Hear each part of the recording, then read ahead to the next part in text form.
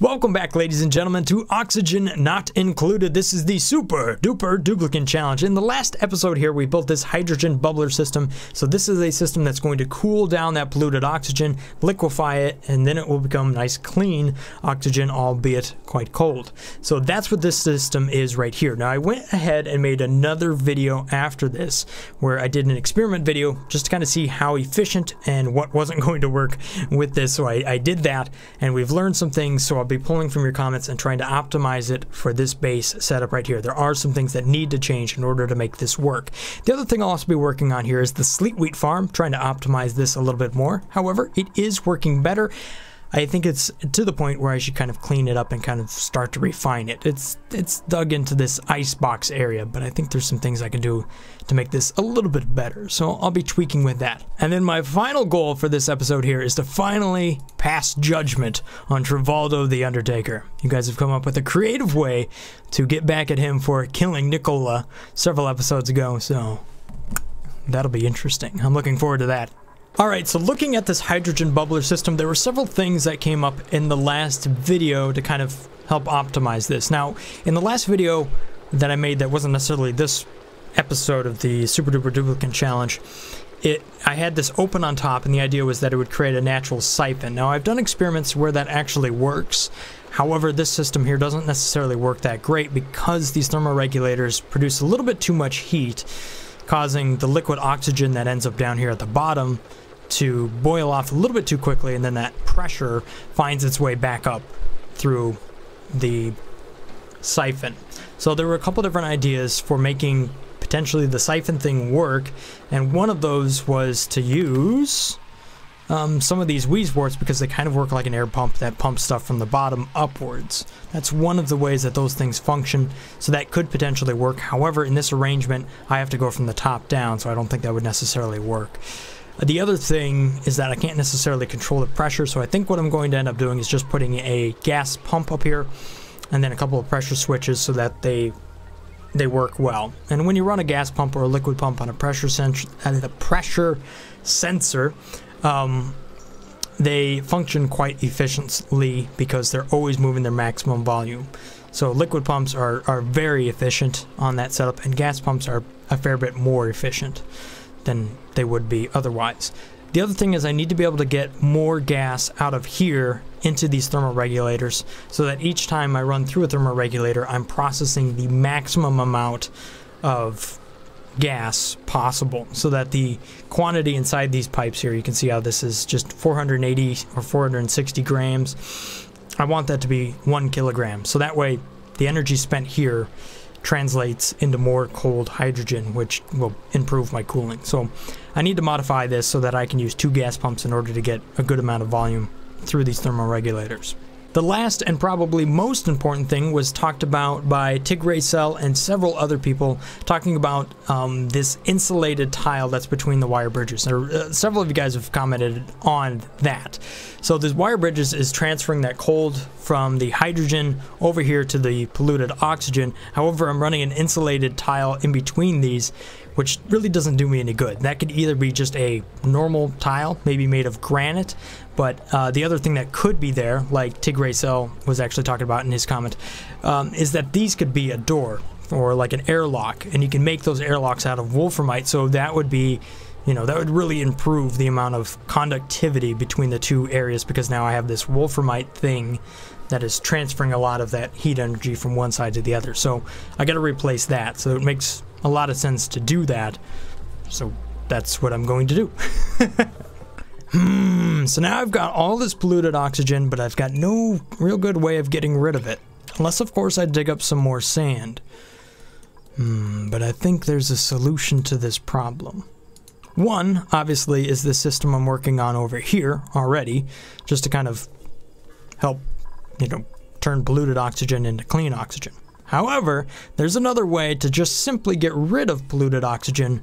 So our solution comes from the Ender Gamer. It says, the way I get rid of polluted oxygen uses nothing but food. I get someone who needs lots of oxygen, lock them in a room with a manual generator, and then pump it full of polluted oxygen. That seems like a horrible punishment. Think about it. You turn into a human hamster, and you get nothing but farts in your face forever. So that is going to be the solution right there, and that is how justice is going to finally be brought to Nicola right here. It says justice must be brought to whomever is responsible for my early passing. So Travaldo The Undertaker, that's going to be his punishment right here. And I think we're going to build this right underneath the toilets, because that just seems like a great place for it. So right down here is going to become Travaldo's cage. Alright, so now all I have to do is come up here and deconstruct a little bit of this. And that should get rid of some of that hydrogen up there. So Harold's going to get that job done. Or the Heralds. Wow, they're moving together. Twin power! On the video game front, one of the other things I want to talk about here is things that I've really been enjoying recently and that I'm looking into just from a video game standpoint, right? I have really enjoyed Forza Horizon 3 recently. And then with Forza Motorsport 7 coming out and all that stuff, and maybe Project Cars 2 coming out, I'm really looking at race car games quite a bit more. I've always enjoyed that kind of game. And I had no idea that force feedback wheels were a thing. So the other day I sat really close to the TV and I was like, alright, this is kind of cool. But now that I've looked more into it, that whole simulation realm of video games, of racing sims, flying sims, space sims, with the introduction of VR, those games have changed completely. And it's actually kind of exciting. I mean, not only do you have force feedback controls that are becoming the standard now, but you also have full VR. And that's starting to sell me on this whole VR thing. Not to mention the Oculus Rift is now, what, $400? I don't know. It's becoming more of a thing. I might just be jumping into VR pretty soon here. On the other side of this is kind of these motion simulators, you know, things that are actually kind of able to apply G-forces to you. Now, they're still really expensive, but the price is starting to come down, and that's because they're becoming much more open source. So that's got me thinking, you know, I've been working on this large 3D printer over here. That provides me with the volume I need to make really big stuff. What am I going to make with it? Motion simulator? I don't know. It might become a winter project. Just different things that are rattling around in my brain. I figured I would share them with you. And I don't know. We'll see. I don't know. That might become a winter project. At some point I want to share a little bit more with what I'm doing with the printer and all that, but you know, I've got to get a little bit further before I start making content on that. Alright, so it looks like this is working out pretty good here. I've got all this hydrogen. The puff has now found its way to the bottom instead of up here at the top. So that's good. I like this. I think we're on our way. No! No! Oh! You floated up right through the hole. What a punk. Okay, so one of the things I need to solve here is the fact that I have two pumps running. Now, if both of these pumps are running at the exact same time, there's only going to be one pipe that they eventually feed through. So if a packet is already in that pipe, the other packet pump thing is going to have to wait. So I'm not going to be able to get 1 kilogram worth of packet or gas through that pipe constantly because the packets are interfering with each other. I know it doesn't make any sense, but Zotin here was talking about this, and it says to fix this, you should use a pipe bridge to connect one of the pumps to force a merging of the packets from one pipe to the other. Okay, so here's what I'm going to use. I'm going to use a gas bridge on this pump here to connect it to the pipe that's coming from this pump before I get to that gas valve. Therefore, I should end up with a higher capacity of gas within that pipe. It'll make a lot more sense once I make it and show you what it actually does. Hopefully I do it right. Okay, so here I have my gas pipe bridge. I'm going to make it out of abyssalite. So the infeed will be coming from this pump on the right, joining up with the other pipe there. So I have the insulated gas pipe coming from the pump left, and then the pump right, using a bridge, boom, like that. Then I'm going to run it through the gas valve like this. Hopefully, therefore, I should get the maximum packets here. So I can get up to 1 kilogram there and then run it through that valve. That's the idea. Alright, so I got the prison system up and running. So you can see the gas pump over here. It's pumping in the polluted oxygen. The first filter will actually pump out polluted oxygen. It'll find its way over here next to the little power generator right there. And I know it's ironic, but Nicola was actually running on that thing right there, so hey, go figure, right? But, so the second one here will actually filter out carbon dioxide, and that's because I have these refrigerators over here. So I'll do a little bit of door access. This door right here will only be available to the prisoner, which is going to be Travaldo The Undertaker. Where are you at? Oh my gosh, I got too many duplicants. Alright, you. There we go. So now only Travaldo can get through here. However, he cannot get through this door.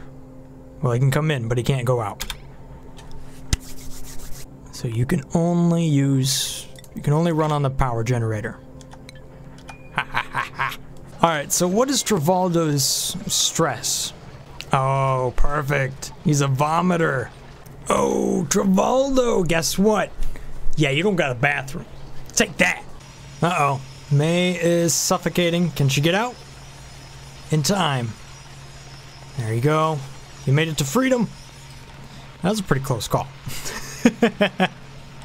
Yeah, this is kind of a dangerous construction. What I'm working on over here on the farm is I'm just trying to kind of build the outside of this so it's a little bit more arranged, a little bit better, I don't know, better looking in my opinion, and less kind of this natural kind of built into this cave. I'm going to take some of that liquid oxygen and pump it over here so that it gets really, really cold in this area. And that's how I'm going to solve part of the problem, which is, you know, the heat that these plants are giving off. Eventually, that's what's going to happen over there. But for right now, just a little bit of construction just to kind of tidy things up a little bit.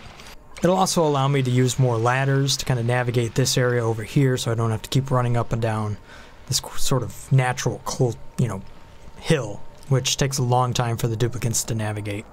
Alright, so I just enabled both of these pumps here, and you can see that inside of this pipe, right down here, where is it, contains 1 kilogram of hydrogen. So that little bridge trick right there, it works, and it works good.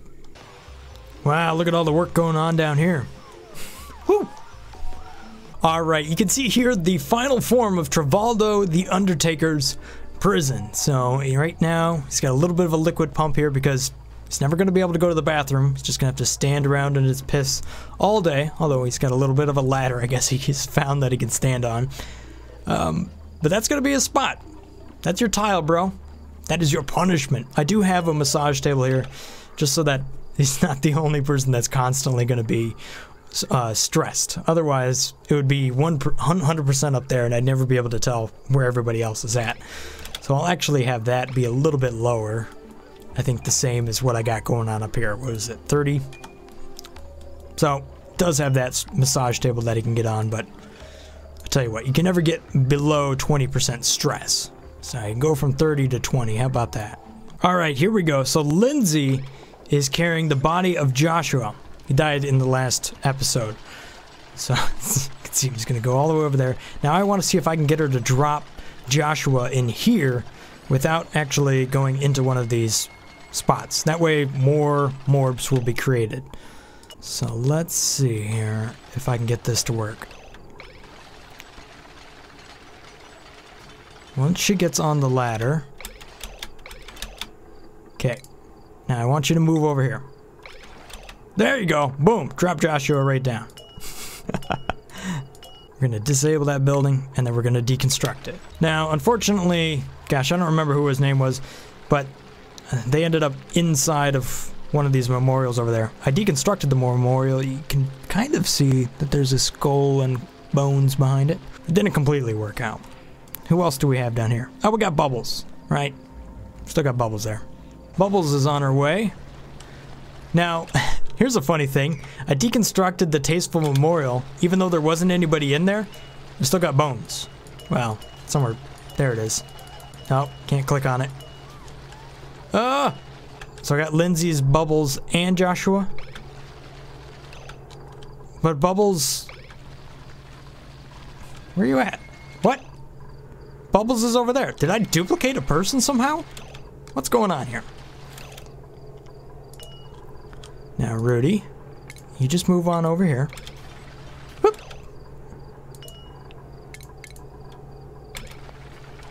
disable and deconstruct that. Alright, well, whatever. We got plenty of people down there. I think that should be more than enough morbs. Alright, Puffed. Don't go up in here. Don't do it. Alright, so what I'm trying to do is I'm trying to build a little bit of a, I don't know, a chimney, I guess. And the idea is so that I can pump in a little bit of hydrogen here. Start up these pumps, pump in more hydrogen, and kind of purify this whole area and then cap it off. That's the idea. I put this insulated tile here temporarily just to try to keep the Puffed out of there. So I have all my things that are going to be able to be liquefied. They're all over here so that when it eventually does melt, this area will just fill with liquid.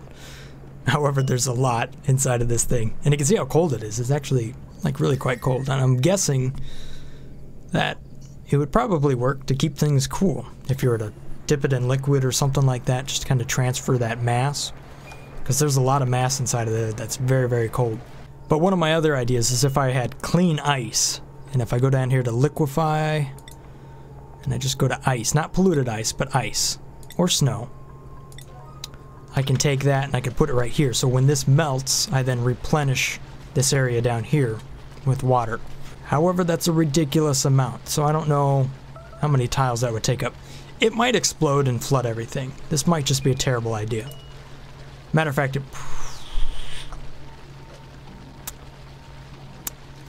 it might be. I don't know. What? Puffed! How in the world did you get all the way over here? Are you serious right now? Every time this Puffed. I tell you what, it's kind of like the sun, you know? The sun is there because I've been spending too long recording this video. I'm 2.5 hours into this sucker. Come on now. Get out of there, Puffed. I need to close this up. There you go. Find a way out. No, don't go back. There we go. Okay, so that's all built up there. I don't have a huge amount of hydrogen inside of here. I'd like to have more, but for right now, this is what I have. And I can only siphon off so much over here before I kind of destroy this thing. So what I have been doing is bopping this down to below and then kind of pumping it back up to above and all that fun stuff, but it's really just, you know, it's not moving too quickly. So I guess that just is what it is for the moment. So let me go ahead and turn this on. Hopefully the power's all set up correctly. I tell you what, we'll just make sure I save it.